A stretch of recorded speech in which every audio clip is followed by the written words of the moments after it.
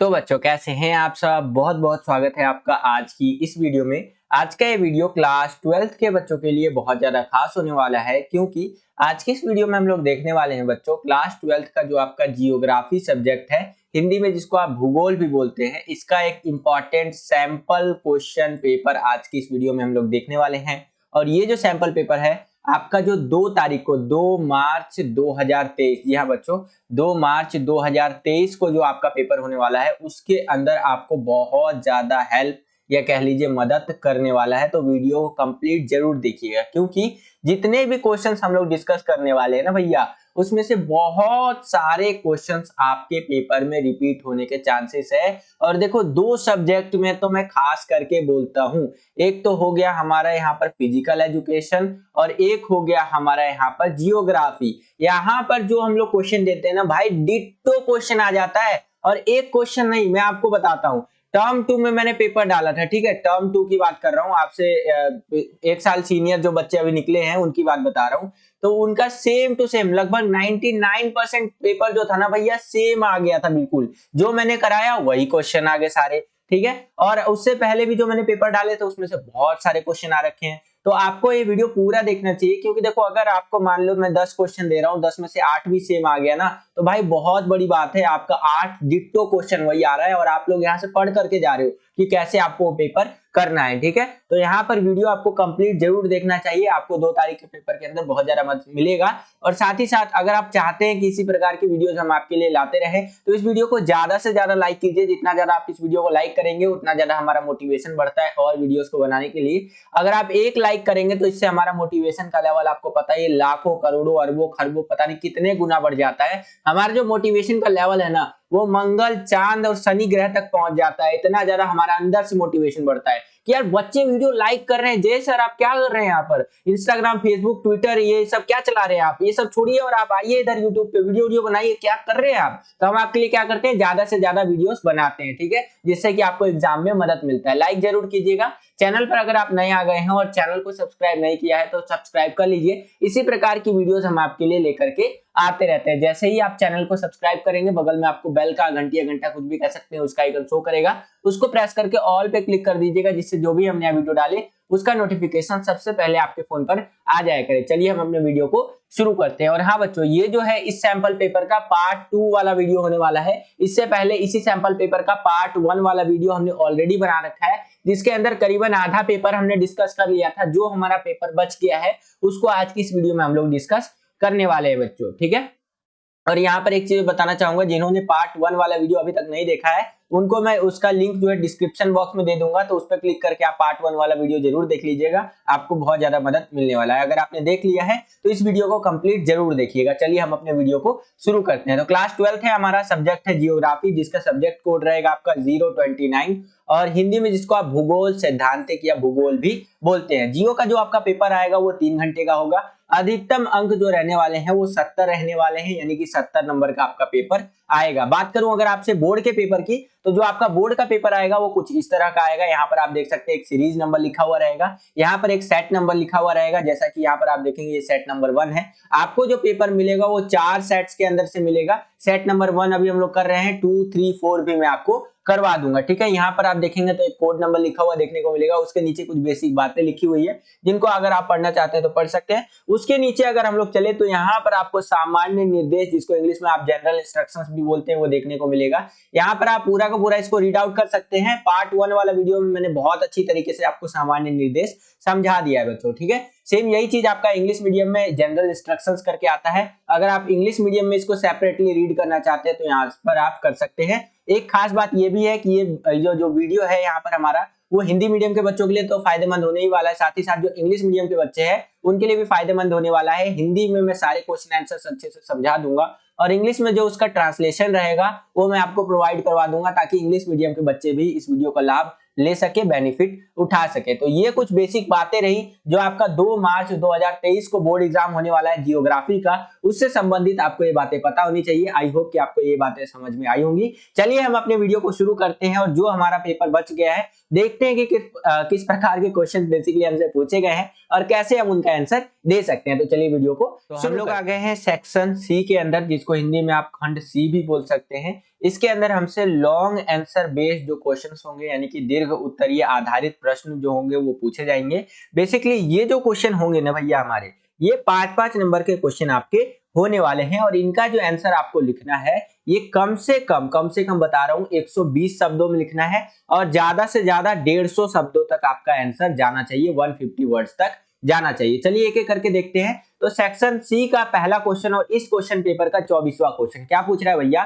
Question पूछ रहा है कि प्रौद्योगिकी के विकास के लिए प्रकृति का ज्ञान किस प्रकार महत्वपूर्ण है, उपयुक्त उदाहरणों से स्पष्ट करो। यही क्वेश्चन आपका इंग्लिश मीडियम में इस तरह से आएगा कि how is knowledge of nature important for the development of technology, explain with suitable जो है सो कि एग्जांपल्स। यानी कि अगर हम लोगों को अपना टेक्नोलॉजी का विकास करना है तो हम लोगों का प्रकृति का ज्ञान कैसे होना जरूरी है। जब तक हम लोग नेचर के बारे में नहीं समझेंगे, नेचर के बारे में नहीं जानेंगे, तो हम लोग कैसे अपना टेक्नोलॉजी का विकास नहीं कर पाएंगे, वो चीज यहाँ पर हमें बताना है। बेस्ट एग्जांपल है भैया हमारा एरोप्लेन, हवाई जहाज। आप देखते होंगे पहले के जमाने में आदमी सब देखता है, अरे चिड़िया उड़िया कैसे उड़ रहा है भाई, चिड़िया उड़िया एकदम उड़ रहा है यार, पंख कैसे फैलाता है और ऐसे उड़ता है। तो आदमी लोग भी सोचा अरे हमारा भी तो भगवान ने दो हाथ दिया है, चलो हम भी ऐसे हाथ फड़फड़ाते हैं, हम भी उड़ने लग जाएंगे। लेकिन आदमी लोग नहीं उड़ पाए, इंसान वैसे नहीं उड़ पाए। क्यों? क्योंकि हमें नेचर ने वैसा बनाया ही नहीं है। और नेचर का क्या है, रूल क्या है प्रकृति का, अगर आपको उड़ना है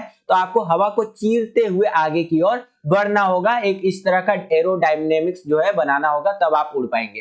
तो हम लोग सोचे अरे चिड़िया उड़िया कैसे उड़ता है, अच्छा उसका पंख है, चलो हम लोग क्या करते हैं अपना यहाँ पर हवाई जहाज बनाते हैं जिसका यहाँ पर दो पंख होगा। ये क्या बना दिया मैंने, चलो कोई नहीं, ये हम एक हवाई जहाज बनाएंगे जिसका क्या होगा, यहाँ पर दो पंख होगा और वो भी उड़ पाएगा। तो हमने हवाई जहाज बना लिया। हवाई जहाज के दो पंख होते हैं और उसको डिजाइन इस तरह से किया जाता है एरोडायनेमिक्स की मदद से, मतलब उस तरह से कि वहां पर उसको आसानी से उड़ने में वो मदद करता है, उसका जो पूरा डिजाइन है हवाई जहाज का। तो हमने क्या किया, नेचर को समझा, प्रकृति को समझा, प्रकृति ने हमें यहाँ पर चीजें के बारे में बताया। ये नहीं कि प्रकृति जी जो है कोई व्यक्ति है वो हमें बता रही है, नहीं, हमने अपने समझ के हिसाब से देखा कि भाई अगर आसमान में उड़ना है तो क्या चीजें जरूरी है, और उन चीजों को हमने चिड़िया उड़िया को देख करके समझा कि भाई पंख होना जरूरी है, इस तरह से होना जरूरी है। और फिर हमने क्या बना दिया, यहाँ पर हवाई जहाज बना दिया, एरोप्लेन बना दिया। तो वही चीज यहाँ पर क्वेश्चन में भी पूछ रखा है कि प्रौद्योगिकी, प्रौद्योगिकी का मतलब होता है टेक्नोलॉजी, इसके विकास के लिए प्रकृति का ज्ञान किस प्रकार महत्वपूर्ण है, उपयुक्त उदाहरण से आपको यहाँ पर स्पष्ट करना है। तो चलो इसको थोड़ा सा समझ लेते हैं। यहाँ पर देखिए लिखा हुआ है कि प्रौद्योगिकी किसी भी समाज के सांस्कृतिक विकास के स्तर की सूचक होती है। यहाँ हाथी है लिखा है लेकिन हाथी नहीं है, होती है, ठीक है। कहने का मतलब ये है कि जो टेक्नोलॉजी होता है ना, वो कोई भी समाज, कोई भी सोसाइटी, उसके सांस्कृतिक विकास कितना हो रहा है, उसका कल्चर कितना डेवलपमेंट हो रहा है, वहां पर हमें देखना है। तो उसका एक सूचक होता है, कह लीजिए मेजरमेंट का एक तरीका होता है टेक्नोलॉजी। जैसे आप अमेरिका अमेरिका में देखेंगे तो वहां का टेक्नोलॉजी बहुत आगे, तो वो सब क्या बोलते हैं, अरे भैया उसका संस्कृति भी हाई क्लास है एकदम। और इधर आ जाइए अफ्रीका, अफ्रीका में आ जाइए तो वहां का जो टेक्नोलॉजी बहुत नीचे है, ठीक है, या कह लीजिए बहुत कम डेवलप हुआ है। तो क्या बोलेंगे, वहां का टेक्नोलॉजी कम डेवलप है, तो वहां की संस्कृति भी जो है अभी पुराने सभ्यताओं को मानने वाली है वहां पर, ठीक है। आगे बता रखा है कि मानव प्रकृति के नियमों को समझकर ही प्रौद्योगिकी का विकास कर सकता है, जैसे घर्षण व उष्मा की सोच ने आग की खोज में सहायता की। हम अगर हमें अपना टेक्नोलॉजी आगे बढ़ाना है तो हमें प्रकृति के ऊपर कह लीजिए बहुत ज्यादा डिपेंड भी एक टाइम के लिए रहना पड़ता है, हमें समझना पड़ता है। पहले हम पहले नहीं जानते थे कि आग कैसे जलाते हैं, तो हमारे जो पूर्वज रहे होंगे एक टाइम पे हमारे, तो वो क्या करते थे, ऐसे ही कच्चा जो है खाना खाते थे। अब धीरे धीरे क्या हुआ कि दो पत्थर टकराया तो हमने देखा अच्छा ऐसे ऐसे पत्थर से टकराने से क्या होता है, आग जल जाता है। अरे आओ आओ सारे आ जाओ, पत्थर उठर टकराओ, ऐसे आग जलाएंगे और खाना खाएंगे। तो क्या हुआ, हमने यहाँ घर्षण और उष्मा की खोज से हमने क्या किया, आग की यहाँ पर हमें खोज हुई, और उसके बाद जो भी हम लोग खाना वाना बनाते हैं उसमें हमें बहुत ज्यादा मदद मिलता है। आग उस टाइम पे खोज हुआ था आदि मानव के जमाने में, तो उनको जंगली जानवरों से भी बचने में बहुत ज्यादा मदद मिलता था, ठीक है। तो यहाँ पर अगर हमें अपना विकास करना है तो प्रकृति के नियमों को समझना ही समझना होगा, अगर हमें अपने टेक्नोलॉजी यानी कि प्रौद्योगिकी का विकास करना है। तो यहाँ पर बता रखा है कि डीएनए तथा आनुवांशिकी के रहस्यों ने अनेक बीमारियों पर विजय पाने में सहायता की है। अब पहले हम लोग को डीएनए के बारे में नहीं पता था, लेकिन अब हम लोगों को पता है कि भाई डीएनए होता है, हर पिता और माता जी का एक जो संतान होता है उनका उन पिता और माता जी के डीएनए से बहुत ज्यादा लिंक होता है, ठीक है। तो यहाँ पर हमें डीएनए वगैरह के बारे में हमने खोजा और फिर हमें पता चला ये जो डीएनए है इस बच्चे का, इसके डीएनए में ही ये बीमारी बहुत पहले से चला आ रहा है, तो इसको ठीक हम लोग ऐसे कर सकते हैं। तो वही चीज है यहाँ पर डीएनए और आनुवांशिक, ये चीजें जब हमने समझ ली ना, तो हमने इस पर क्या किया, बहुत सारी बीमारियों पर विजय पा लिया कि हाँ ये बीमारी को आप ठीक कर सकते हैं क्योंकि हमने डीएनए को समझ लिया भैया। ठीक है, तो ये चीज है। जैसे यहाँ पर हमारा यहाँ पर जो कोरोना आया था उसका डीएनए वीएनए भी साइंटिस्ट लोग छान मारा, एकदम पूरा एकदम छान। जैसे कोरोना आया था आपका, तो कोरोना का क्या हुआ, यहाँ पर हमने उसका आरएनए डीएनए यही सब चीज तो समझा उसका, उसके बाद ही तो जो हमारे पूरे विश्व के साइंटिस्ट लोग हैं, हमारे भारत के भी साइंटिस्ट लोग जो वैज्ञानिक लोग हैं, उसका वैक्सीन उक्सीन बना पाया। तो डीएनए वीएनए बहुत जरूरी है भैया। ठीक है, उसके आगे देखिए हमने और क्या चीजें देखी कि वायु के गति के नियमों के प्रयोग से अधिक तीव्र गति से चलने वाले वायुयान विकसित किए हमने। ठीक है, वायु का गति का नियम समझा कि हाँ भाई इस गति से अगर हम लोग वायु में हवा में आगे बढ़ते हैं तो हम लोग उड़ पाएंगे। जैसे पंछी उंछी को नहीं देखते एकदम आसमान में उड़ता है, तो कैसे उड़ता है, उन लोगों को बचपन से ही कह लीजिए जन्मजात तरीके से वो चीजें प्राप्त होती है, लेकिन इंसान को तो प्राप्त नहीं था वो सब चीजें, हमें तो मिला नहीं था नेचर की तरफ से। तो हमने चीजों को समझा, वायु के गति के नियमों को समझा, अच्छा ऐसे उड़ेंगे तो ऐसे उड़ पाएंगे भाई। तो हमने प्लेन को टेक ऑफ और लैंडिंग वुंडिंग करवाया, यहाँ पर टेक ऑफ। ठीक है, टेक ऑफ नहीं होता है, टेक ऑफ होता है। तो ये सब करना शुरू कर दिया। ठीक है, प्रकृति के, और ये सब शुरू करने के बाद हमने हवाई जहाज, हेलीकॉप्टर, बहुत सारा चीज बनाया। प्रकृति के ज्ञान के आधार पर ही सांस्कृतिक वातावरण का निर्माण होता है। तो ये सब कुछ बातें रही जो इस क्वेश्चन के अंदर आप लिख सकते हैं। क्वेश्चन था हमारा कि प्रौद्योगिकी यानी टेक्नोलॉजी के विकास के लिए प्रकृति का ज्ञान किस प्रकार महत्वपूर्ण है। तो आंसर आप इस प्रकार से लिख सकते हैं। एक चीज का खास ध्यान रखिएगा, आंसर जब भी आप लिखें उसके अंदर जियोग्राफी का लैंग्वेज जरूर इंक्लूड करिएगा। ये जो आप आंसर यहाँ पर लिखा हुआ देख भी रहे हैं ना, इसके अंदर आप नोटिस करेंगे कि काफी हद तक मैंने जियोग्राफी यानी किताबी लैंग्वेज का इस्तेमाल किया है। तो अगर आप किताबी लैंग्वेज का इस्तेमाल करते हैं तो टीचर भैया इससे बहुत ज्यादा खुश होगा, और टीचर अगर आपके खुश हो गए तो आप भी खुश हो जाओगे नंबर देख करके। ठीक है, तो कोशिश करना है आपको किताबी लैंग्वेज का इस्तेमाल करने का। और यही क्वेश्चन आपका इंग्लिश मीडियम में इस तरह से आएगा कि how is knowledge of nature important for the development of technology explain with suitable examples. ठीक है, तो आप आंसर देख सकते हैं इंग्लिश मीडियम में आपको इस तरह से लिखना है कि ये जो होता है आपका इंडिकेटर होता है टेक्नोलॉजी, किसी भी कल्चर का जो हो सकता है लेवल जो होता है ना, वो देखने के लिए, सोसाइटी वगैरह मतलब किसी भी सोसाइटी का जो कल्चर होता है उसका डेवलपमेंट वगैरह देखने के लिए। ठीक है, साथ ही साथ हमने बहुत सारी चीजें समझी है, जैसे कि हमने यहाँ पर फ्रिक्शन वगैरह को समझा है, उसके बाद हमने डिस्कवरी किया है किसका, फायर का, डीएनए और इन सब के सीक्रेट्स में, जेनेटिक सीक्रेट्स जो रहे इनसे हमने क्या है बहुत सारी डिजीज को यहाँ पर मात दिया है। साथ ही साथ हमने और भी एयरक्राफ्ट वगैरह जो बनाए हैं, वो यहाँ पर जो हवा का वो होता है आपका, उन सब चीजों को समझ करके हमने एयरक्राफ्ट वगैरह डेवलप किए हैं। तो इस प्रकार से आप इस क्वेश्चन का आंसर लिख सकते हैं। आगे चलते हैं। ये जो क्वेश्चन है बच्चों, ये मोस्ट इंपॉर्टेंट क्वेश्चन है, कई बार पेपर में आ चुका है। क्वेश्चन क्या है कि भारतीय कोंकण रेलवे का निर्माण कब हुआ, इसका विस्तृत वर्णन आपको करना है। कोंकण रेलवे वाला क्वेश्चन आप देखेंगे 2018 में आया था, उससे पहले भी आप पेपर उठा के देख लीजिए, सीबीएसई का बोर्ड एग्जाम का पेपर कई बार पूछ रखा है। ठीक है, तो कोंकण रेलवे का निर्माण कब हुआ और इसका विस्तृत वर्णन हमें यहाँ पर करना है। तो समझते हैं पहले इसको। देखिए, कोंकण रेलवे जिसकी बात कर रहा है, इसका निर्माण हुआ था 1998 के अंदर। कब निर्माण हुआ था? 1998, 1998 में, जब हमारे देश ने परमाणु परीक्षण किया था। कब किया था हमारे देश ने परमाणु परीक्षण? 1998 पोखरण राजस्थान के अंदर।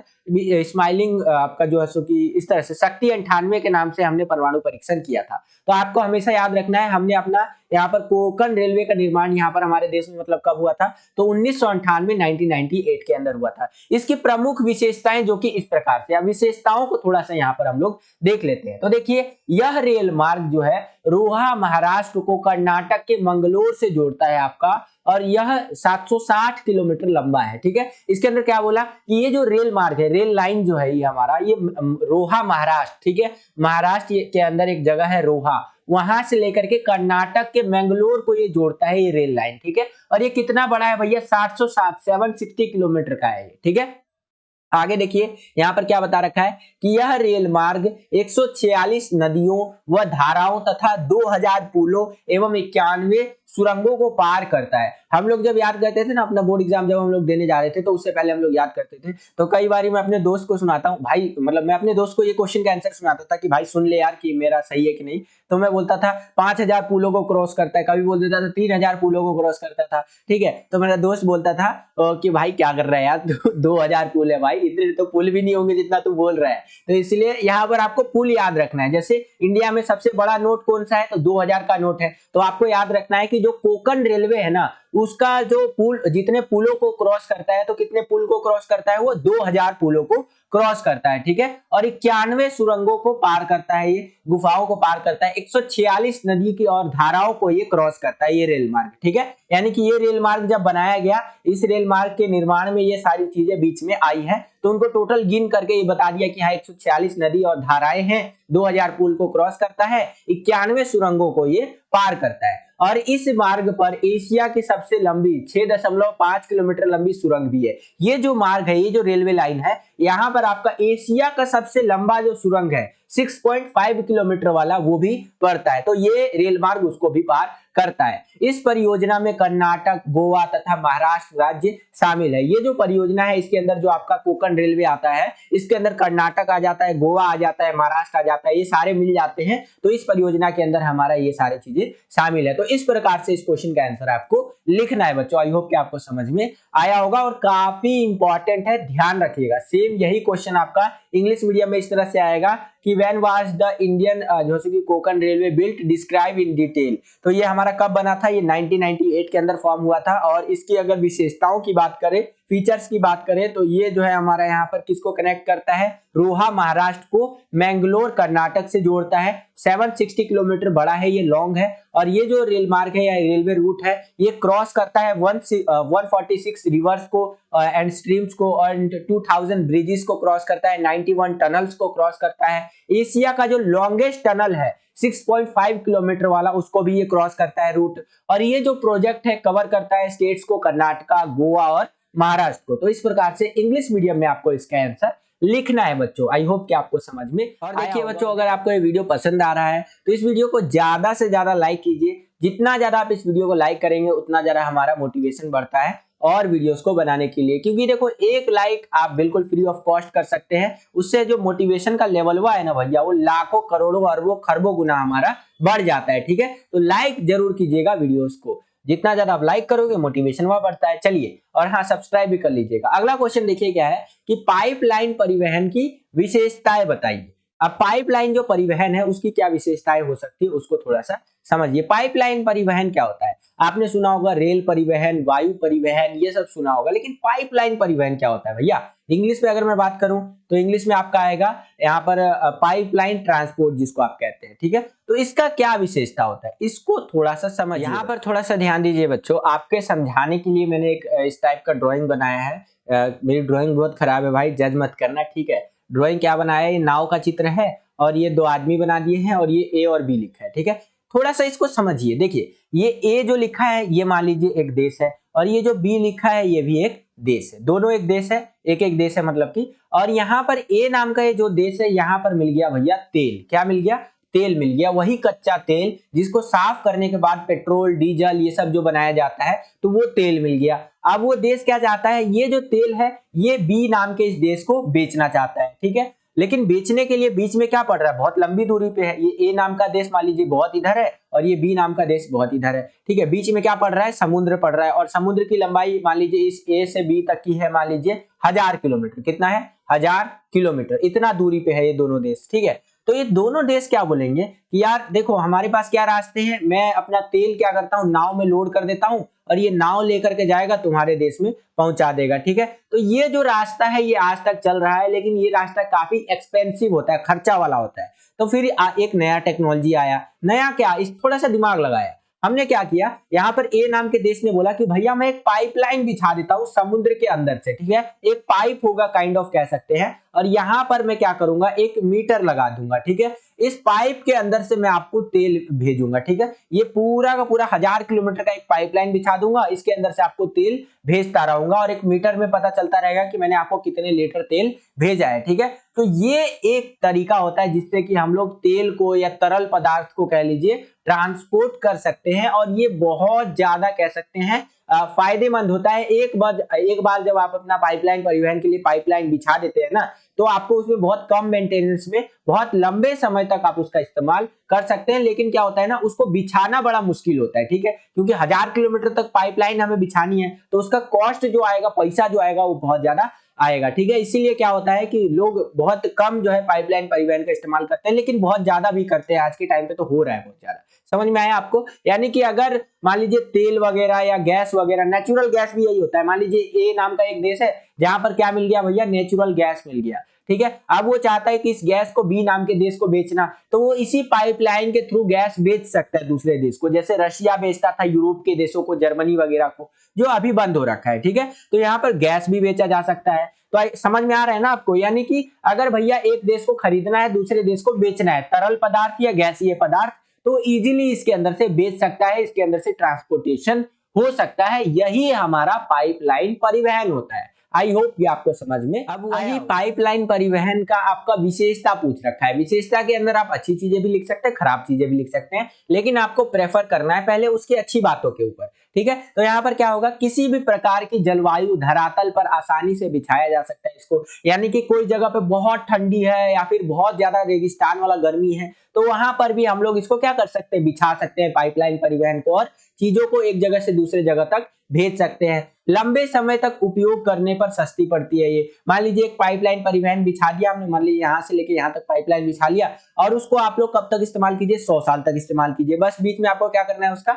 मेंटेनेंस करना है, ठीक है। तो मेंटेनेंस करते रहिए और इजीली इसका इस्तेमाल करते रहिए। समय की बचत होती है, टाइम आपका बहुत ज्यादा बचता है, प्रदूषण नहीं होता है इसके अंदर। आप देखते हैं ना, क्योंकि गाड़ी उड़ी से तो ले नहीं जा रहे हैं इसको ना, इसको शिप वगैरह से ले जा रहे हैं, तो पैसा बचता है, टाइम बचता है, और पॉल्यूशन भी कम होता है। तरल व गैसीय पदार्थों के परिवहन के लिए ये उपयोगी होता है। तो इसके अंदर आप तरल पदार्थ जैसे तेल वेल बेच सकते हैं, गैसीय पदार्थ जैसे नेचुरल गैस वगैरह ये सब बेच सकते हैं, ठीक है। तो ये कुछ पाइपलाइन परिवहन की विशेषता हो जाएगी। तो इस प्रकार से आपका इसका आंसर लिखना है। अगर इसका यहाँ पर पाइपलाइन परिवहन की यहाँ पर नकारात्मक चीजों के बारे में बात करेगा या इसकी कमियों की बात करेगा, तो आप लिख सकते हैं कि इसका मेंटेनेंस काफी महंगा हो जाता है। कभी कभी एक बार अगर कहीं बीच से टूट गया तो उसको ढूंढना बड़ा मुश्किल हो जाता है कि भैया वो जो पाइपलाइन हमने बिछाया है वो टूटा कहाँ से, लीक कहाँ से हो रहा है, उसको ढूंढना बड़ा मुश्किल होता है। बिछाने में जो कॉस्ट आता है, पैसा लगता है, वो बहुत ज्यादा लगता है। तो ये इसकी कुछ कमियां हो गई, तो इस प्रकार से इसकी कमियां लिख दीजिएगा। ये भी काफी इंपॉर्टेंट क्वेश्चन है, कई बारी पेपर में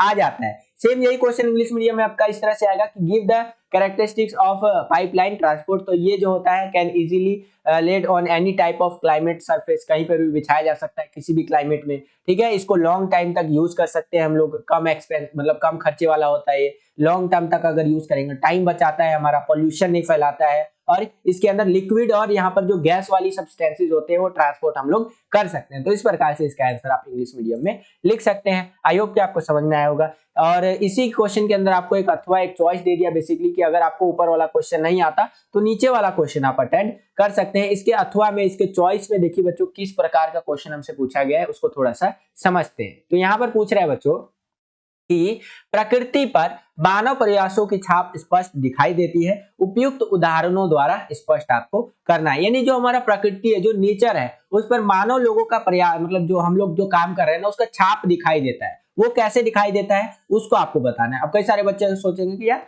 मानव प्रयासों की छाप, क्या हम लोग मुहर मार देते हैं क्या? तो भाई हम लोग ऐसा काम कर रहे हैं ना जो प्रकृति के ऊपर हमारा छाप छोड़िए रहा है। क्या है भैया, उसको थोड़ा सा समझिए। देखिए, प्रकृति अवसर प्रदान करती है और मानव उसका उपयोग करता है। धीरे धीरे प्रकृति जो होता है ना, उसका मानवीकरण हो जाता है तथा प्रकृति पर मानव प्रयासों की छाप पड़ने लगती है। मैंने आपको पार्ट 1 वाले वीडियो में समझाया था ना, जो इसी सैंपल पेपर का पार्ट 1 वाला वीडियो था, उसमें प्रकृति का मानवीकरण और मानव का प्रकृतिकरण, इस तरह से क्वेश्चन आया था। जिसमें क्या होता है कि पहले प्रकृति अवसर प्रदान करती है, बोलती है कि हाँ भैया आप मेरा कुछ को थोड़ा बहुत इस्तेमाल कर सकते हो मेरी चीजों का। लेकिन धीरे धीरे क्या होता है, प्रकृति का मानवीकरण हो जाता है और प्रकृति के ऊपर मानव प्रयासों की छाप पड़ने लगती है। जैसे कि क्या पड़ने लगती है, यहाँ पर आप एग्जांपल के लिए लिख सकते हैं कि महासागरों का समुद्री मार्ग के रूप में उपयोग किया जाना, यानी जो महासागर है उसको हम लोग एक रूट के तरह, एक रास्ते की तरह इस्तेमाल करते हैं। क्यों करते हैं? हम लोग व्यापार कर सके। आज भी यहाँ पर पूरी दुनिया में आप कह लीजिए 80% जो यहाँ पर ट्रेड होता है, व्यापार होता है, वो समुद्रों के थ्रू होता है।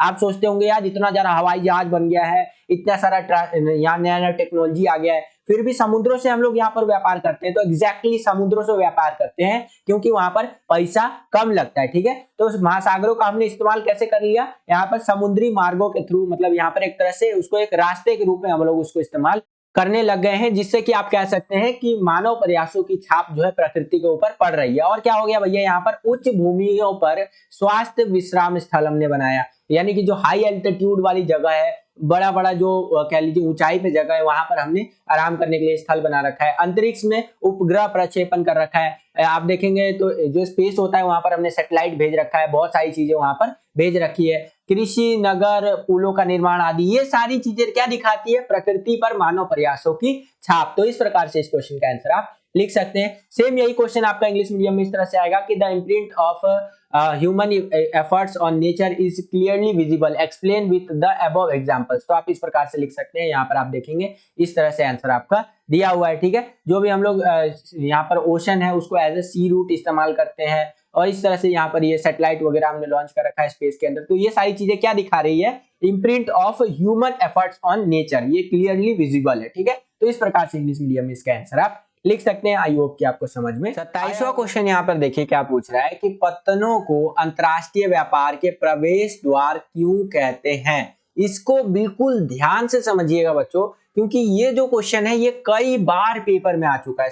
समझिए यहाँ पर देखिए, मैंने आपको बताया पूरी दुनिया में जो 80% ट्रेड होता है, व्यापार होता है, वो किसकी मदद से होता है, समुद्रों की जो सहायता होती है उनकी मदद से होता है यहाँ पर। ठीक है, अगर हम लोगों को व्यापार करना है एक देश को दूसरे देश से, तो कैसे करना होगा, समुद्र जो है वो बेस्ट यहाँ पर जरिया है जिससे हम लोग क्या कर सकते हैं, व्यापार कर सकते हैं भैया। ठीक है, अब हमारे यहाँ से क्वेश्चन क्या बन गया था, क्वेश्चन बन गया था हमारा यहाँ पर कि पत्तनों को अंतरराष्ट्रीय व्यापार के प्रवेश द्वार क्यों कहते हैं। पत्तन क्या होता है, पत्तन होता है पोर्ट, होता है पोर्ट, जिसको आप पत्तन हिंदी में बोलते हैं। ठीक है, पोर्ट मतलब कि ये देख रहे हैं आप इस तरह से, ये इस टाइप का एक पोर्ट होता है। पोर्ट मतलब कि जहां पर सारे के सारे जहाज आकर के रुकते हैं, सामान को अनलोड करते हैं और वापस से सामान इनके ऊपर लोड होता है। आप यहाँ पर देख रहे हैं इस तरह के बड़े बड़े कंटेनरों के अंदर सामान जो है वो लाया जाता है। एक एक कंटेनर के अंदर बहुत ज्यादा क्वांटिटी में सामान लाया जाता है। आप अपने हाथ में जो मोबाइल फोन भी यूज कर रहे हैं ना, एमआई का, रेडमी का, Xiaomi का, ये जो सैमसंग, एप्पल उप्पल या फिर जो ओप्पो, वीवो का,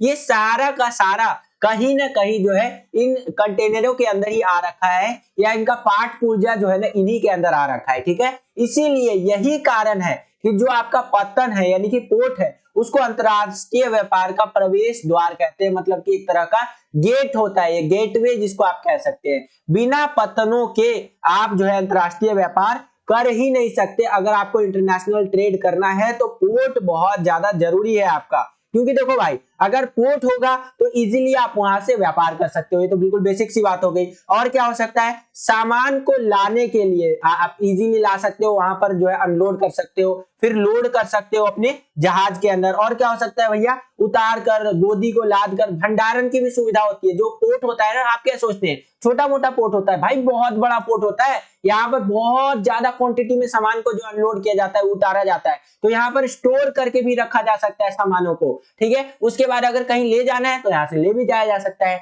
तो ये कुछ कारण है जिस कारण से पत्तनों को अंतरराष्ट्रीय व्यापार का प्रवेश द्वार भी कहते हैं। इस प्रकार से इस क्वेश्चन का आंसर आप लिख सकते हैं। आई होप कि आपको समझ में वही सारी बातें जो भी हमने की, वही सारी बातें आपका किताबी लैंग्वेज में इस तरह से दे रखा है। इस क्वेश्चन का जो आंसर आप लिखेंगे वो कुछ इस प्रकार से लिखेंगे। कैसे भैया, कि समुद्री जो पतन होता है वो अंतरराष्ट्रीय व्यापार में महत्वपूर्ण भूमिका निभाते हैं, इसीलिए इन्हें अंतरराष्ट्रीय व्यापार के प्रवेश द्वार भी कहते हैं। पत्तन जो होते हैं जहाज के गोदी लादने या सामान उतारने और जो भंडारण वगैरह की सुविधा प्रदान हमें करता है। पहले जब मैं पढ़ता था ना जियोग्राफी, जब मैंने मतलब 12th में जब मैंने पढ़ा था, तो उसमें मैं सोचता था यार ये पत्तन उतन क्या होता है भाई। तो वहां पर देखा इंग्लिश में, अच्छा पोर्ट होता है, तब जाके मेरे को समझ में आया। तो देखो भाई, जियोग्राफी में जब भी आपके क्वेश्चंस पूछे जाते हैं ना, तो वहां पर थोड़ा ना शुद्ध हिंदी इस्तेमाल होता है। तो आपको कोशिश करना है कि वही क्वेश्चन का इंग्लिश एक बारी पढ़ लीजिए ताकि आपको इजीली समझ में आ जाए कि क्वेश्चन पूछ क्या रहा है। क्योंकि हिंदी में पर्यायवाची शब्द यानी कि शब्द बदल करके आपको दे सकता है, लेकिन इंग्लिश में आपका ज्यादातर एक ही शब्द यूज में आता है। ठीक है, तो इस तरह से आप यहाँ पर लिख सकते हैं। वही पत्तन जहाज के गोदी सामान उतारने लादने तथा भंडारण की सुविधा प्रदान करते हैं। पत्तन अपने पृष्ठीय प्रदेश से वस्तुएं इकट्ठा करने का काम करते हैं जहां से उन वस्तुओं को अन्य स्थानों पर भेजा जाता है। अगर पत्तन है, एक पोर्ट है, वहां पर आप क्या कर सकते हैं, सामान वगैरह को इकट्ठा कर सकते हैं, स्टोर कर सकते हैं और दूसरी जगह पर भेज सकते हैं। तो इसीलिए जो पत्तन होते हैं उनको अंतरराष्ट्रीय व्यापार का प्रवेश द्वार भी कहते हैं। आई होप कि आपको समझ में आया होगा। सेम यही क्वेश्चन आपका इंग्लिश मीडियम में इस तरह से आएगा कि why are ports called gateway of international trade. तो आंसर जो आपको लिखना है वो कुछ इस प्रकार से लिखना है, ये आप अपनी स्क्रीन पर देख सकते हैं बच्चों। यहाँ पर आप देखेंगे तो यहाँ पर आप कार्गो वगैरह को ला सकते हो, अनलोड कर सकते हो, स्टोरेज की फैसिलिटी मिलता है। पोर्ट जो होता है वहां पर चीजों को इकट्ठा वगैरह कर सकते हो अपने नियर बाई जगहों से। ठीक है, और इस तरह से आपको इंग्लिश में आंसर लिखना है। आई होप कि आपको समझ में आया होगा। अगला क्वेश्चन देखिए यहाँ पर बच्चों, हमारा 28वां क्वेश्चन क्या पूछ रहा है कि कृषि में भारतीय किसानों के सामने आने वाली किन्हीं 5 समस्याओं का विश्लेषण कीजिए। यानी जब खेती करते हैं तो भारत के जो किसान है, भारत के जो फार्मर है, उनको क्या समस्या आती है। तो सबसे पहली समस्या आती है अनियमित मानसून पर निर्भरता। यानी कि आप देखते होंगे कि किसी साल बारिश अच्छी हो गई तो फसल अच्छी उग जाती है, किसी साल बारिश अच्छी नहीं हुई तो फसल नहीं उगता है। तो ऐसा इसलिए होता है क्योंकि हमारे यहाँ के जो किसान है, ज्यादातर छोटे किसान है हमारे देश में, ठीक है, वो लोग क्या करते हैं कि वो लोग मानसून के ऊपर डिपेंड रहते हैं, मतलब बारिश के ऊपर डिपेंड रहते हैं। ये एक बहुत बड़ी चुनौती है। कम उत्पादकता है भाई, यहाँ पर जो उगाते हैं वो बहुत कम उग पाता है, जो कि एक बहुत बड़ी समस्या है। वित्तीय संसाधनों और ऋणग्रस्तता की बाधाएं होती है। जो बैंक होता है ना भैया, वो इनको ज्यादा पैसा उसे नहीं देता है। किसान जी को जो होता है ना, वो ज्यादा पैसा नहीं देता। अगर एक किसान जो है किसी बैंक में जाता है ना कि हाँ मुझे लोन दे दीजिए, मुझे खेती करना है, तो जल्दी पैसा नहीं मिलता है। अगर वहीं चले जाइए कि हाँ मुझे एक फैक्ट्री लगाना है, मुझे पैसा दे दीजिए, तो तुरंत पैसा मिल जाएगा आपको। ठीक है, क्योंकि अगर आप फैक्ट्री आपका चला उला नहीं तो क्या होगा, बैंक आपका फैक्ट्री बेच देगा और उससे अपना पैसा निकाल लेगा। लेकिन अगर किसान अगर लोन लेने जाता है और उनकी फसल चौपट हो जाती है तो किसान जो है वहां पर लोन वापस नहीं कर पाता है। तो ये कुछ कारण होते हैं जिन कारणों से बैंक भी लोन नहीं देता है। ये बहुत गलत होता है वास्तव में बोलूं तो मैं। तो ये कुछ दिक्कत आप लिख सकते हैं। भूमि सुधार का अभाव, कई हमारी भूमियां हैं यानी जमीनें हमारे देश में जिनको सुधार की जरूरत है, और कई सारे ऐसे कानून बनाने की जरूरत है जो किसानों को लाभ पहुंचा सके। तो एक ये भी समस्या है। व्यावसायीकरण का अभाव यानी कमर्शियलाइजेशन नहीं है, यानी कि चीजों को ठीक तरीके से बेच नहीं पाते हैं हमारे किसान भाई। विशाल बेरोजगारी है, ये एक बहुत बड़ी समस्या है। तो ये कुछ कारण आप लिख सकते हैं हमारे देश के अंदर जो भारतीय किसान है उनके सामने ये समस्याएं, ये चीजें आती है। और ये समस्याएं आ क्यों रही है, इन कारणों की वजह से हमारे देश के किसानों को यहाँ पर समस्याएं आ रही है कि मानसून नहीं रहता है, कम उत्पादकता है। ये सारे यहाँ पर कारण है जिस कारण से हमारे भारत देश के जो किसान है, महान किसान जिनको मैं सैल्यूट करता हूँ, उनके साथ उनको यहाँ पर प्रॉब्लम समस्या आ रही है। तो इस प्रकार से इस क्वेश्चन का आंसर आप लिख सकते हैं। सेम यही क्वेश्चन आपका इंग्लिश मीडियम में इस तरह से आएगा कि analyse any 5 problem faced by Indian farmers in agriculture. तो आप डिपेंडेंसी ऑन जैसे कि मानसून कह सकते हैं, लो प्रोडक्टिविटी हो गया आपका यहाँ पर, और भी सारी चीजें आप यहाँ पर देख सकते हैं। इस प्रकार से आंसर आपको लिखना है। इसी क्वेश्चन के अंदर आपको एक चॉइस दे दिया, एक अथवा दे दिया बच्चों, यानी कि अगर आपको ऊपर वाला क्वेश्चन नहीं आता तो नीचे वाला क्वेश्चन आप अटेंड कर सकते हैं। अब इसके अथवा में देखिए किस प्रकार का क्वेश्चन हमसे पूछा गया है बच्चों। यहाँ पर आप देखेंगे तो क्वेश्चन है कि भारत में जल संभर प्रबंधन और वर्षा जल संग्रहण, धरातलीय जल संसाधनों के दक्ष प्रबंधन और संरक्षण की विधियां किस प्रकार है, ये आपको स्पष्ट करना है। यदि जो हमारा देश भारत है वहां पर जल संभर प्रबंधन जो है और वर्षा जल संग्रहण, धरातीय जल संसाधनों के दक्ष प्रबंधन की संरक्षण विधि किस प्रकार करता है वो आपको बताना है। बेसिकली वही है भैया, हमारे धरती के अंदर जो जल होता है ना, पानी, वो बहुत ज्यादा कम होता जा रहा है। क्यों कम होता जा रहा है उसको आप यहाँ पर देखिए बच्चों। ये आपका बुक जो है उसी के अंदर से मैंने आपका ये इमेज लिया है, एनसीईआरटी के अंदर से। यहाँ पर आप देखेंगे तो बहुत बढ़िया तरीके से आपको जल संभर के बारे में समझा रखा है। इसको आप देख रहे हैं यहाँ पर देखिए, जल संभर प्रबंधन द्वारा जो है सो कि जल संरक्षण यानी कि पानी को हम लोग कैसे बचा सकते हैं। तो देखिए ऊपर पहाड़ उहाड़ से जो पानी नहीं आ रहा है उसको चेक डैम इस तरह से करके यहाँ पर हम लोग क्या कर सकते हैं, स्टोर कर सकते हैं। झीलों द्वारा जो जल संरक्षण होता है आपका कुछ इस तरह से होता है, देख रहे हैं। और सर्विस कूप द्वारा जो जल संरक्षण होता है वो कुछ इस तरह से होता है। जैसे एक घर है यहाँ पर, हमारा घर के ऊपर बारिश उरिश हो रहा है, मतलब बरसात का मौसम है, अब इसके छत पर जो पानी इकट्ठा हो रहा है उस पानी को हम लोग कहाँ ले जा रहे हैं, ऐसे एक पाइप के थ्रू एक जो सर्विस कूप यानी एक तरह का कुआं वहां पर इकट्ठा कर रहे हैं, ठीक है। और क्या होता है भाई हमारे यहाँ पर पनभरक कूप द्वारा जल संरक्षण, ये कैसे होता है, यहाँ पर आप देखेंगे इस तरह से बारिश हो रहा है, इसका भी पानी यहाँ पर क्या हो रहा है, पुनर्भरण कूप के अंदर, यानी कि एक तरह से कह लीजिए इस यहाँ पर क्या बोलते हैं कुएं के अंदर जा रहा है। तो जल संभर बेसिकली होता क्या है, देखिए इसको समझिए थोड़ा सा। यहाँ पर ना आपका जो जमीन है, जमीन के अंदर जो पानी है उसको तो हम लोग निकालते जा रहे हैं, कैसे निकाल रहे हैं, चापाकल की मदद से या फिर मोटर लगा करके पानी धड़ल्ले से उसके अंदर निकाल रहे हैं। अब ऊपर हमने क्या कर दिया भाई, ऊपर हमने कंक्रीट का पूरा यहाँ पर जमीन बना दिया है, रोड बना दिए हैं, जिससे कि क्या होता है, यहाँ पर धरती के ऊपर जब बारिश होता है तो बारिश का पानी उस जमीन के अंदर जा ही नहीं पाता है, जिससे कि क्या होता है, वो रिचार्ज नहीं हो पाता है। यहाँ पर ग्राउंड वाटर लेवल जो है उससे क्या होता है, पानी की भारी किल्लत हो जाती है। तो इसीलिए हमें यहाँ पर इस तरह के कार्यक्रम जो है सो की करने चाहिए, जिससे कि पानी को क्या करें, हम लोग रिचार्ज करने का कोशिश करें, यानी कि अंडर वाटर जो पानी है, यानी जमीन के अंदर जो पानी है उसको रिचार्ज करें। जैसे आप अपने फोन को रिचार्ज करते हैं ना, रिचार्ज करते हैं बोले तो मोबाइल रिचार्ज भी करते हैं हर महीने या हर 3 महीने पे, या फिर आप अपने फोन को चार्ज करते हैं ताकि आपका बैटरी फुल रहे। तो उसी प्रकार से हमारे जमीन के अंदर जो पानी होता है ना, वो तो धड़ल्ले से हम लोग निकाल रहे हैं, लेकिन वो डाल नहीं रहे हैं उसके अंदर पानी, जिससे कि वो रिचार्ज नहीं हो पा रहा है। तो ये कुछ तरीके हैं जिससे कि हम लोग उस चीज को कर सकते हैं, वही आपका जल संभर यहाँ पर प्रबंधन होता है। आई होप कि आपको समझ में जो चीजें मैंने आपको वैसे बताई वही चीज आपका किताबी लैंग्वेज में दे रखा है कि जल संभर प्रबंधन द्वारा बहते जल को रोका जाता है,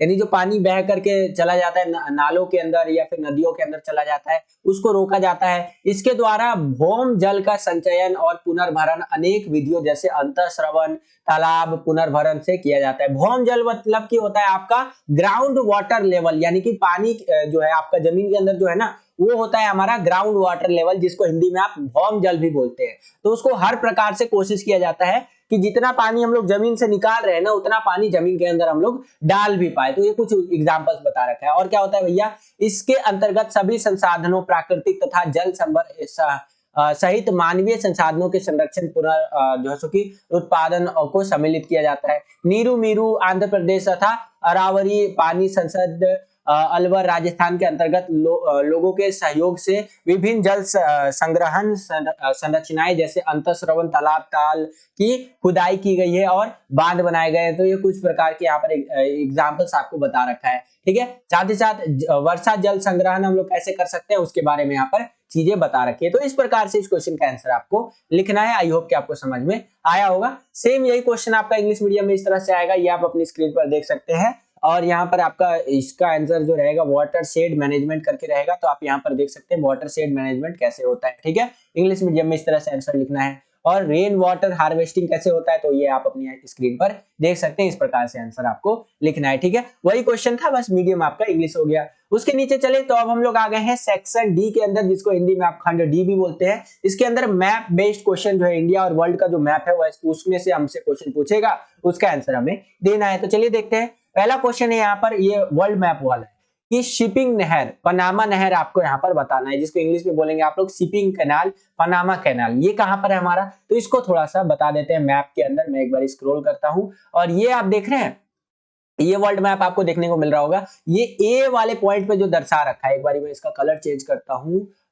ओके, ये जो ए वाले पॉइंट पे जो दिखा रखा है ना, ये है हमारा, ठीक है। तो पहला हमारा पनामा कैनाल कहाँ हो जाएगा, यहाँ पर हो जाएगा, ठीक है। उसके आगे चलते हैं। अगला क्वेश्चन है हमारे यहाँ पर, एक अंतरराष्ट्रीय हवाई अड्डा, ठीक है। यहाँ पर फ्रैंकफर्ट हवाई अड्डा जो है इसको हमें दिखाना है। अब ये कहाँ है हमारा, ये बी वाले पॉइंट पे आ जाइए आप, ठीक है। ये देख रहे हैं यहाँ पर है ये, ठीक है। तो ये दूसरे का जो आंसर हो जाएगा उसको यहाँ लोकेट करना है आपको। तीसरा क्वेश्चन क्या है, तीसरा क्वेश्चन क्या है यहाँ पर हमारा, एक अंतरराष्ट्रीय बंदरगाह जो हांगकांग पोर्ट है, वन इंटरनेशनल पोर्ट, ठीक है, जो कि आपका हांगकांग पोर्ट है। अब हांगकांग पोर्ट आपको कहाँ देखने को मिलेगा, ये जो है आपका 3rd नंबर यानी सी पे, वो यहाँ पर देखने को मिलेगा। ये देख रहे हैं आप, तो 3rd नंबर ये जो सी में लोकेट कर रखा है ना, ये है आपका हांगकांग पोर्ट। उसके आगे चले तो अगला है हमारे यहाँ पर, आप देख सकते हैं कि व्यापक वाणिज्यिक अनाज की खेती का एक क्षेत्र, डाउन्स करके, ठीक है। यहाँ पर आप देख ही सकते हैं कॉमर्शियल ग्रेन जो है कि कल्टीवेशन है यहाँ पर डाउन्स। तो ये डाउन्स डी वाला हमारा कहाँ पर आएगा, नीचे चले तो यहाँ पर अगर आप देखेंगे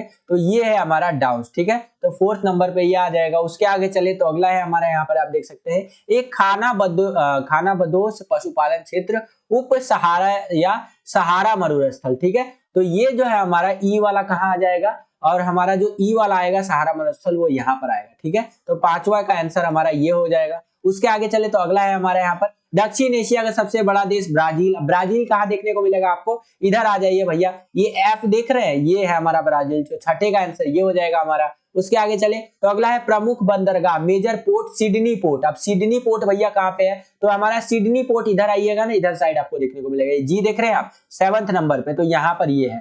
ठीक है, 7 क्वेश्चन है, 7 में से कोई 5 क्वेश्चन आपको अटेंड करना है। ठीक है, आई होप कि आपको ये क्वेश्चन समझ में आया होगा। ये वर्ल्ड मैप था आपका। अब हम लोग इंडिया वाला मैप जो है उससे रिलेटेड जो क्वेश्चन है उसको देख लेते हैं। इंडिया वाले मैप से रिलेटेड पहला क्वेश्चन है कि भारत के पश्चिमी तट पर सबसे उत्तरी बंदरगाह कांडला, कांडला जो बंदरगाह है वो आपको दिखाना है। ठीक है, अब कांडला बंदरगाह कहाँ है भैया, तो वो आपका इधर है। ठीक है, कांडला आपको मैं एक बार दिखा देता हूँ, यहाँ पर आपको देखने को मिलेगा, इधर गुजरात का कांडला पोर्ट। ठीक है, उसके आगे चलते हैं। अगला क्वेश्चन है हमारे यहाँ पर, आप देख सकते हैं दूसरा क्वेश्चन क्या है भैया यहाँ पर कि राजस्थान की एक तांबे की खान खेतड़ी। ठीक है, अब राजस्थान आपको कहाँ देखने को मिलेगा, नीचे चलते हैं हम लोग एक बारी, तो यहाँ पर आप देखेंगे तो राजस्थान ये देख रहे हैं यहाँ पर, तो यहाँ पर आपको क्या लगाना है, खेतड़ी। ठीक है, ये हमारा दूसरे क्वेश्चन का आंसर हो जाएगा। उसके आगे चलें, अगला क्वेश्चन हमारे यहाँ पर क्या है भैया, बिहार में स्थित एक बाजार आधारित तेल रिफाइनरी बरौनी, बरौनी को आपको यहाँ पर लोकेट करके बताना है।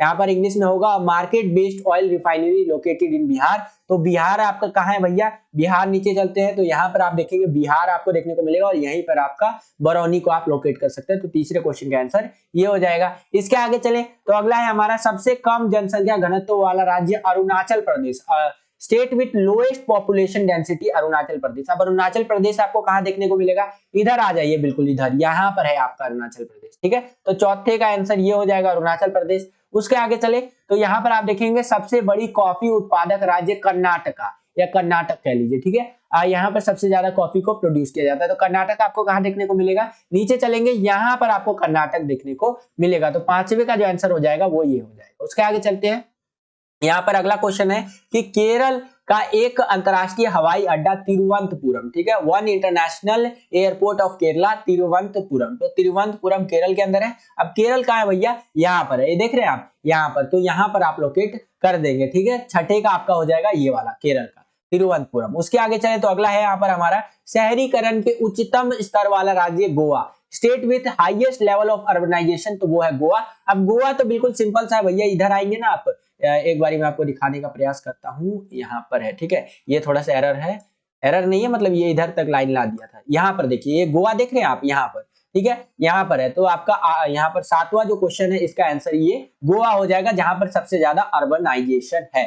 ठीक है, तो इस प्रकार से हमारा यहाँ पर जो जियोग्राफी का सैंपल पेपर था वो समाप्त होता है बच्चों। आई होप कि आपको जियो का ये सैंपल पेपर समझ में, तो बस बच्चों यही था आज का ये वीडियो। आई होप कि आपको ये वीडियो पसंद आया होगा। अगर आपको ये वीडियो पसंद आया तो ज्यादा से ज्यादा इस वीडियो को लाइक कीजिए। जितना ज्यादा आप इस वीडियो को लाइक करेंगे उतना ज्यादा हमारा क्या बढ़ता है, मोटिवेशन बढ़ता है और वीडियोस को बनाने के लिए। तो ज्यादा से ज्यादा लाइक कीजिए इस वीडियो को। अगर आप चैनल पर नए आ गए हैं और चैनल को सब्सक्राइब नहीं किया है तो सब्सक्राइब कर लीजिए। इसी प्रकार की वीडियोस हम आपके लिए लेकर के आते रहते हैं। जैसे ही आप चैनल को सब्सक्राइब करेंगे बगल में आपको बेल का, घंटी या घंटा कुछ भी कह सकते हैं, उसका आइकन शो होगा। उसको क्या करना है, आपको प्रेस करके ऑल पे क्लिक कर देना है, जिससे कि जो भी हम नया वीडियो डाले उसका नोटिफिकेशन सबसे पहले आपके फोन पर आ जाया करे और आपकी जो तैयारी है वो और भी बेहतर से बेहतर तरीके से हो सके। आज के लिए इतना ही बच्चों, मिलता हूं आपसे अगली और एक्साइटिंग वीडियो में। तब तक के लिए खुश रहिए, खुश रखिए सभी को। जय हिंद, वंदे मातरम।